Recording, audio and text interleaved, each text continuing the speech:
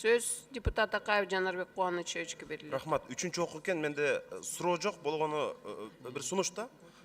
Мына азыр акыркы 10 күндүн ичинде эле саламаттык сактоо министрлигине бир 5-6 жакшы бир гранттарды ратификация кылып бердик. Сиз азыр Мадем Мусаевич, мына 120 депутаттан сурасаңыз, ар биринде жок дегенде 10дон шайлоочусу кайрылган да. Жана боору боюнча, гемодиализ боюнча ар бир депутатка кеминде 10дон адам же акча сурап, же кезекке коюп бер деп кайрылат да. Кече мен мына Кыргызстанда Кайрымдуу бол деген бир кайрымдуулук фондунун өкүлдөрү менен жолугуштум.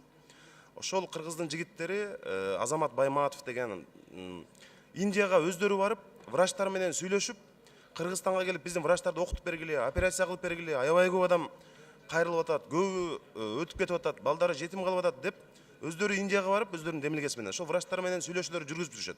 Элчилик аркылуу. Ушуну бир өкмөттүк деңгээлде сүйлөшүп, кийин дагы бир ошол араб өлкөлөрү болобу, башка мамлекеттер болобу, гранттарды тартууда, ушул бир боорду алмаштырууда, гемодиализ маселесинде бир ири гранттарды тартып, анан ошол гемодиализ аппаратын региондорго дагы алып бара турган кылып, ушу жаңы жылдан кийинки грант берүүчүлөр менен иштешкенде, башка мамлекеттер менен иштешкенде, ушул маселени катуу эске алсаңыздар жакшы болот эле деген менде бир сунуш да. Рахмат.